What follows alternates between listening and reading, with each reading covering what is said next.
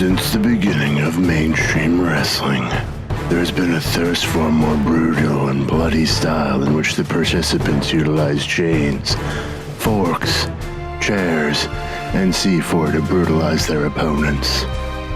A select few completely insane people took this style for their own and branded it Deathmatch Wrestling. It didn't take a lot of skill to climb to the top of Deathmatch Wrestling, but it sure took a brass set of balls. Join me, Alex, as I bring together 16 of the craziest bastards in wrestling for the greatest deathmatch tournament of all time. Alex's Tournament of Heinous Ouchies and Boo-Boos. Hello and welcome back to Alex's Tournament of Heinous Ouchies and Boo-Boos, the landmine deathmatch tournament that will determine who will be King Death. So in the first round matches, we saw 16 competitors enter the tournament, but only half of those will be going on to the second round matches. In the first round, we saw Cactus Jack go against Ian Rotten, and Rotten came out on top in that contest. Next, we had Nick Mondo going against Jun Kasai, and Jun Kasai pulled out the win on that one. Madman Pondo went against Raven, and went over Raven in that. Necro Butcher versus Nick Gage, and Nick Gage won in that contest. After that, we had Thumbtack Jack versus Jon Moxley. Jon Moxley, against all odds, it seemed to me, pulled that victory out. And then next we had Masada versus Terry Funk, and the old veteran of death matches pulled a stunning, in my eyes, upset against the younger Masada, and will be going on to the next round of matches. Next up we had John Zandig versus Bruiser Brody, which was a decidedly one-sided contest with Zandig in a fairly dominant position, but I mean, it just so happened that Bruiser Brody pulled out the victory with a submission move. Then we had Wifebeater go against New Jack, and in that contest, New Jack came up short against the more powerful Wifebeater. So next up, in our second round matches, to kick it off, we're gonna have Ian Rotten going against Jun Kasai. Let's see who comes out on top in this one. Both men survived the first round, but that was just the beginning. Kasai aggressively headbutting Ian Rotten there after being sent into the light tubes. Was none too happy about that, it seems. Ooh, Kasai just going for a nasty strike to the face, but Rotten is to his feet first. Exploder suplex from Rotten. Going for the pin already. One. Only a one count. Right into the light tubes goes Ian Rotten. And he may be busted open at this point. He certainly is. Elbow strike to the face there. Took Rotten right off his feet. There he goes into the light tubes once more. And Kasai going for a pile driver. Sit-out pile driver there. And he is going for, yes, he's raking the face with the elbow pad. In more intense death matches, sometimes they will have broken glass tape on their wrist tape, and that will be used to gouge the face.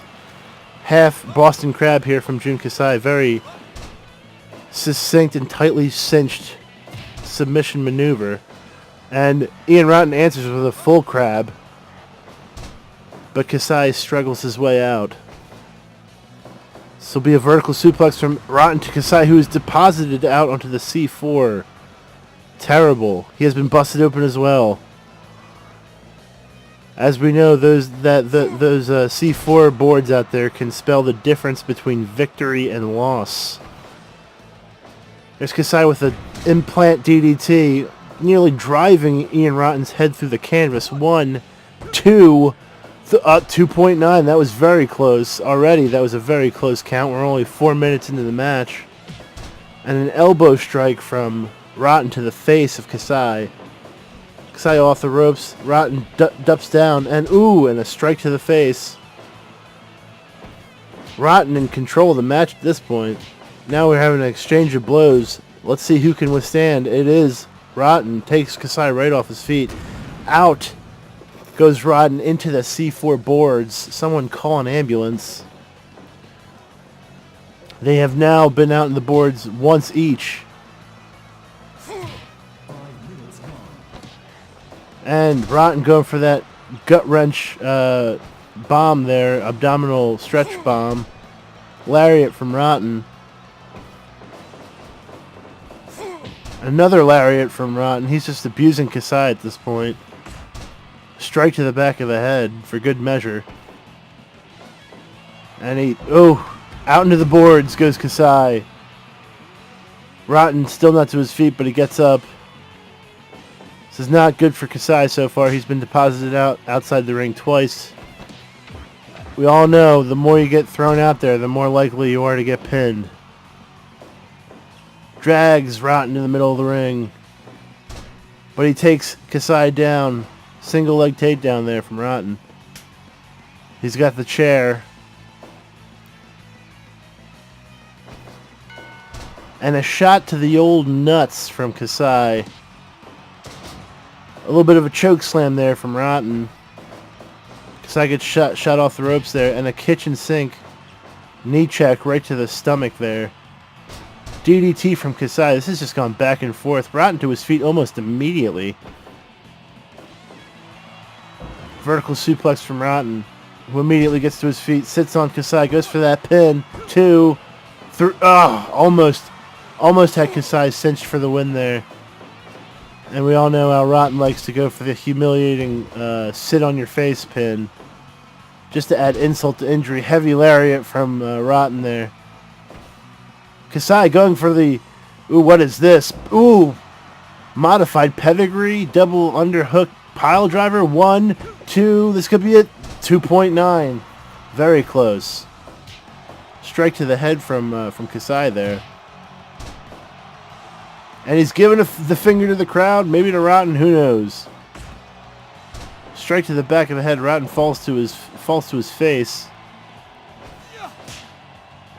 Knife edge chop to the chest there. Kasai goes into the broken light tubes.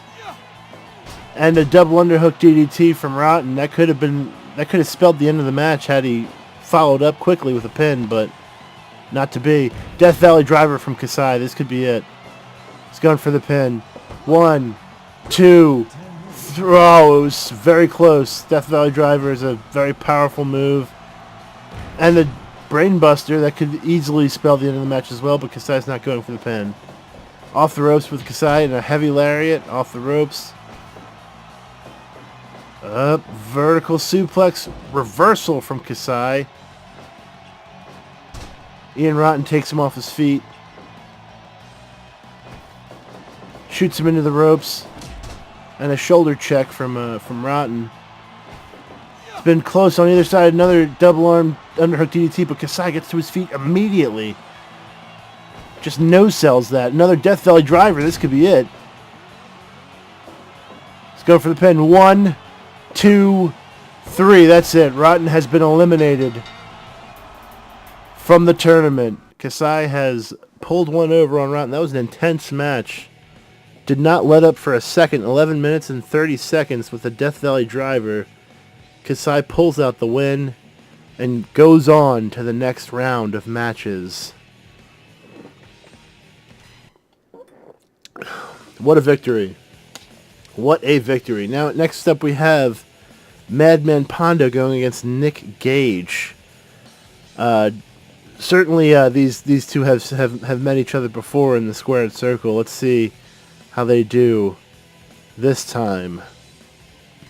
Pondo versus Nick Gage. Both veterans of the deathmatch style.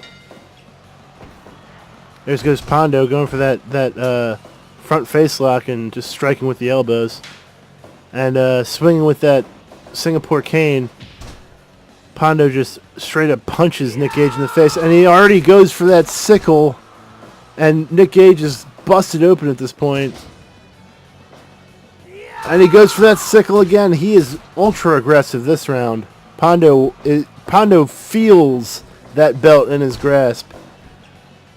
He's not going to let some young up-and-comer like Nick Gage get in his way.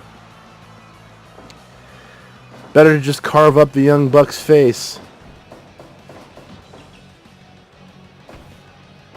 Oh, knife-edge shot from Gage, but Pondo barely affected by it. And Pondo feasts on the forehead. Gage has barely gotten any offense in, but here comes the jab combination. Goes for the Singapore cane. Headbutt from Pondo. And he's just raking that sickle across Nick Gage's forehead. Nick Gage goes for the eye gouge. Strike to the midsection. He's got the barbed wire bat and he's swinging like a madman, but he's not finding purchase. Here comes another jab combination. Pondo's taken off his feet. Singapore cane in hand. Gage drops it. Perhaps thinking another. Oh, wait, he's going. There's Pondo going for that choke. You know, if he can't find a way around your offense, he will just try and choke you to death. That's Madman Pondo. Going for the strongman strikes now. Who can last? Pondo taking off his feet. Gage stalking with the bat. And Pondo goes into the light tubes there. Another jab combination from Nick Gage. Gage seems to be taking this match very slowly, very methodically, whereas Pondo's just going at him full bore. Sickles, light tubes, suplexes, biting, choking. Does not matter to Madman Pondo. He's getting to the end of this tournament no matter what. A powerbomb from Nick Gage. Oh, and that's his running powerbomb. That's what put his last opponent away, but not this time. Pondo kicks out at the last nanosecond. That certainly is how Gage pulled out the victory the first time there. Fortunately, it did not work for him twice. Pondo's still fresh. Elbow strike to Pondo's throat there from Gage. He picks up the barbed wire bat. Drops it. Picks up the sledgehammer instead. Pondo no-sells that strike from the handle of the sledgehammer. Pondo dragging Nick Gage in the middle of the ring. Elbow strike to the shoulder blades there. Pondo running off the ropes and a big slam there. Huge impact. Oh, knockout punch from Nick Gage. One slap to the face seemed to take Pondo off his feet there. Nick Gage now at the chair. Can't seem to find... Oh, there's the fork. We've seen the fork come out several times from several different people. Pondo's certainly one that is fond of that move. And a shoulder breaker from Nick Gage as he picks up a sledgehammer several times, apparently deciding not to deal with that. And Pondo going for the choke. Gage forces him off. Gage's chest now soaked in his own blood. So far, Pondo has not been busted open. And he's feasting on the forehead once more. This is not looking good for Nick Gage. Pondo going for a pile driver. Jumping pile driver. Goes for the pin. This could be it. 1, 2, 2.9. So close. Very close to... Oh, Pondo's deposited out in the C4. He's certainly busted open at this point. But that most likely won't deter the Madman. End of the light tubes. Nick Gage going for that running power... No! No! Pondo reverses the running power bomb, which is a very intelligent move on his part, even though he's just been deposited on the C4 once more. If Nick Gage gotten that running power bomb once more, he may have not been able to kick out of that one. Nick Gage now out in the C4 for the first time. Certainly not doing him any favors. Pondo shooting Gage off the ropes. Oh, and he's going for that choke.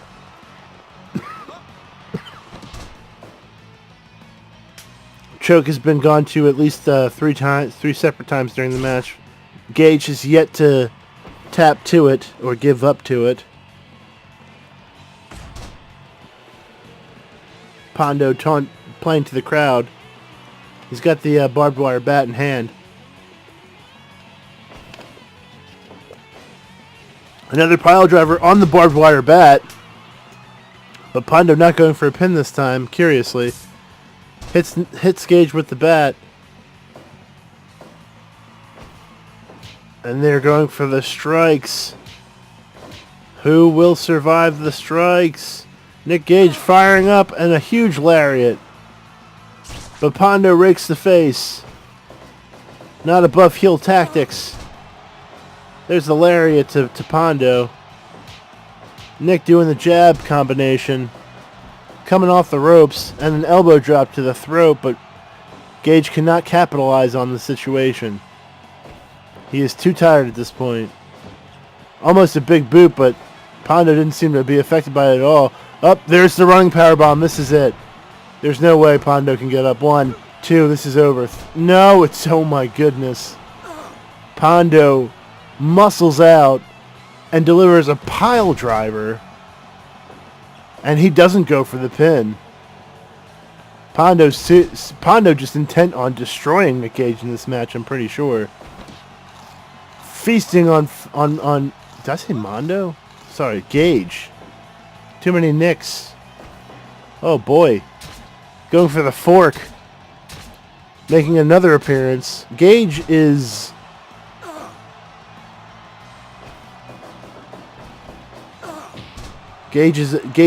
fighting back from under here. Not willing to take Pondo's abuse. Swinging that, and a knife edge chop to Pondo. Pondo goes off the ropes. Lariat from Pondo, laying Gage out. He's picked up the baseball bat. Strike to the stomach, just lays Gage out. Gage gets to his feet, and a DDT from Pondo.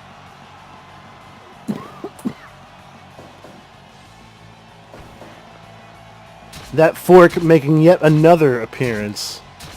Again, Pondo hasn't gone for a pin in a while. It just seems like he's intent on brutalizing Gage.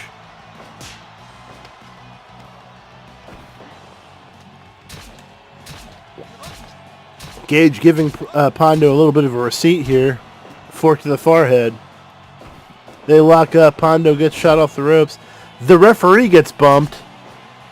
Not that it matters because it's a no-holds-barred contest. And Gage is choking. I'm sorry, Pondo's choking Gage. But Gage powers out. Goes for that sledge. Swings wildly and a miss. Pondo chewing that forehead. This match is almost going to reach the 20-minute mark. And a power slam from Gage there. 1, 2, 3. That's it. Power slammed onto the barbed wire bat there. That was amazingly Pondo kicked out of 2 of those running power bombs from Gage. But it was just a war of attrition at that point. Pondo knocked out of the running by Nick effing Gage. Now let's go on to the next match here. What we've got is Jon Moxley versus Terry Funk. Now this is a dream match if I've ever seen one. Let's get it started right away.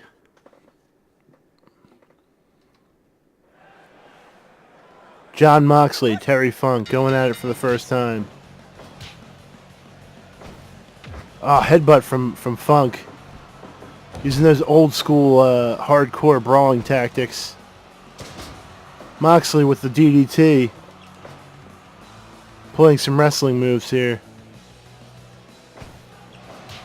And the jab combination from Funk. With that heavy right hand at the end there. An exclamation point. 1, 2. Already a 2 count from Moxley. Not good. 1 minute into this contest. He throws Terry Funk into the light tubes there. And Terry Funk is already bleeding. Moxley going for the suplex, but he is reversed. Funk attacking the hamstring of Moxley. Moxley going for a headbutt. Moxley's got the chair in hand.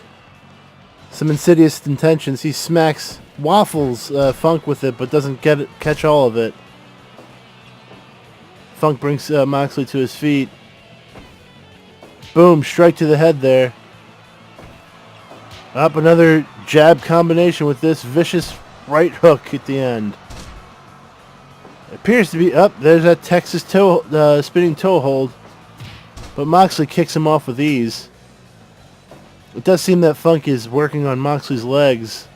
Probably softening him up for that spinning Texas toe hold in the future of this match here. And we got, and Moxley's reversed once more. And he's deposited onto the C4 boards. This is not good for Mox. This could spell the doom of this match for him. But he deposits Terry Funk into the light tubes. He's not giving up yet. That's for certain. Drop kick from Terry Funk. Bringing Moxley to his feet, but a jab to the stomach kind of beats him off. Oh boy, that's an unfortunate choice of words. Headbutt from Jon Moxley. Brings Funk to his feet. And he's got the armbar locked in.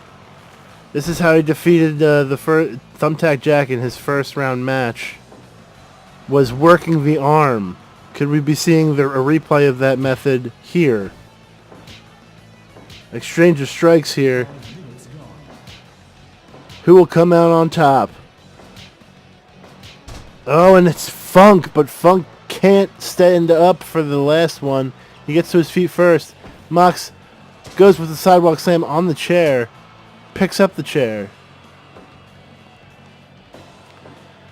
Misses with the chair shot. Misses again with the chair shot. But Mox brings him up for the pile driver. Jumping pile driver onto the chair.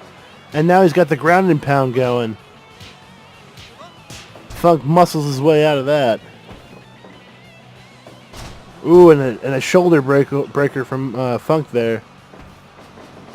Shooting Moxley off the ropes, but Moxley refuses to cooperate with that one. And another armbar again. We are seeing Moxley work the arm. It's not a mistake, I don't think. It's not a coincidence that in both matches he repeatedly is working that arm. Another pile driver from Mox. It's been a fairly even contest at this point. Mox into the fluorescent light tubes there. Oh, and he up and over with Terry Funk in that spinning toe hold. As Moxley works the arm, Funk is working the legs. That's for certain. The question is, who will break first? Up, and there's Moxley with double elbows to Funk's face as he picks up that bat. Certainly got some evil intentions in his soul right now. And they lock up, and Mox just a spike DDT right onto that bat. Picks up the bat once more. They lock up, and it's the pile driver. Pile driver from Terry Funk. He's going for that spinning toe hold once more. Mox is not giving up, however. Again, these two men seem to have the same idea for different body parts. Mox is focusing on the arm. Funk is focusing on the legs. Bulldog from Funk. Mox reverses. He signals for something. What is this? Oh! That's a crossface chicken wing from Jon Moxley. Oh, but Funk powers his way out of it with the spinning toe hold. Waiting on the other end. But Mox refuses to give up. I'm telling you, that crossface chicken wing echoed Bob Backlund. Running Bulldog from Funk. Both men are on the ground. Both to their feet, but Mox is clearly out of it. A low blow from Moxley. Brings Funk to his feet only to get greeted by an elbow. DDT from Mox.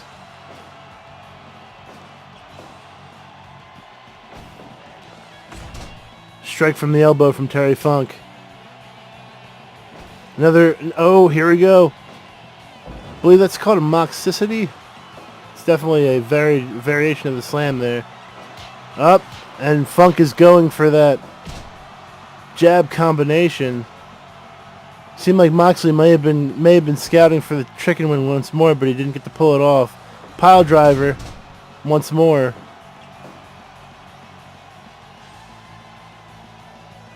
Very tense contest up until this point. Cutter from Mox.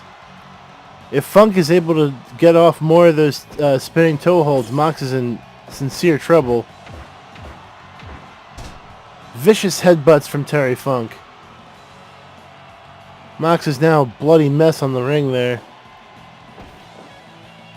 DDT from Mox. He's got the sledgehammer, not doing much with it though. Oh, and this is how Funk won the first match, his first round match.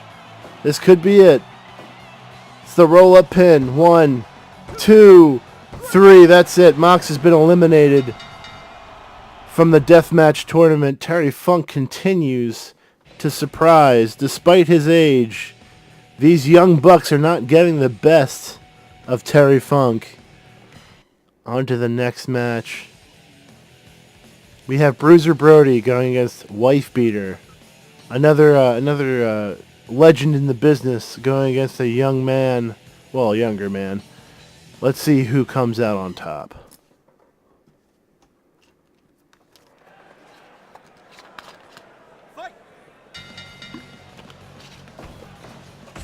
Strike from Wifebeater there. Takes Brody right off his feet. And an attack with that piece of table there. Wifebeater currently getting the best of Brody.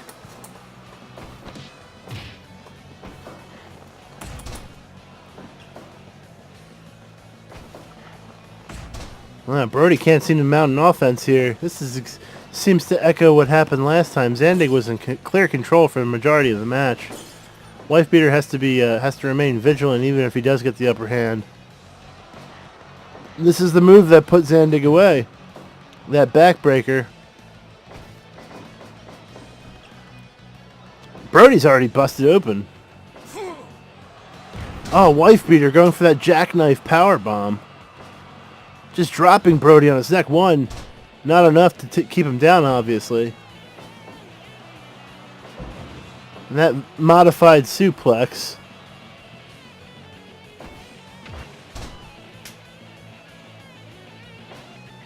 Brody's got the bat in hand, but misses with that swing.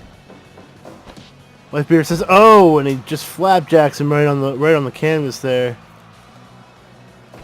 Wifebeater's still in pretty good shape at this point in the match, but again, no, I don't think anyone saw the win from Zandig coming. I mean, I can't emphasize how clear it seemed that Zandig was going to win the last match, but all it took was a Hail Mary move on Brody's part, and he won it.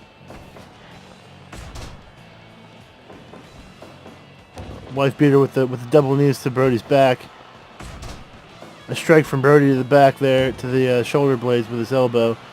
Flips over Wifebeater, goes for the pin. 1, 2, 2.9. It might be Brody's sheer willingness to go for the pin in this match that might actually keep him in the game. And a bear hug slam from Wifebeater. A stiff kick to the chest there. Another bear hug slam from Wifebeater. Wifebeater gets up. There we go, and a shoulder tackle there from Wifebeater, taking Brody off of his feet. DDT again. Wifebeater is in complete domination over Brody at this point. Choke bomb. This could be the end of it. 1, 2. No. Brody kicks out at the last second. 1, 2. Again, Wifebeater is in complete control of this match. I don't foresee Brody getting past this point, but Mum's the word. He did prove us wrong last time. He is military press slam right there on the canvas. Impressive feat of strength from Wifebeater, as Bruiser Brody is not a cruiserweight. Again, the fork makes another appearance, just gouging Brody's head. Up, he sends Wifebeater into the light tubes and throws himself into the light tubes as well. Bruiser Brody with the jumping pile driver. Will he go for the pin? No, he goes for the bat instead. Perhaps the overwhelming urge to punish the Wifebeater for his dominance throughout the match will be Brody's undoing. That's a power slam right there. 1, 2, this could be it. No. Wifebeater still in this match. He's going for a, yes, sit-out pile driver there. He's going for the pin. 1, 2, this could be it. 3, no. Brody kicks out at the last possible moment. Wifebeater planting him down with a DDT. Practically driving him through the mat. But Brody is still in this match. He just refuses to give up. It's that kind of intensity, that kind of determination that saw him through the last round of matches. As you can see, Wifebeater deposited on the outside of the ring. Does not hit the C4 boards though, lucky for him. Brody grunting at the crowd. Picking up that bat. Not seeming to know what to do with it.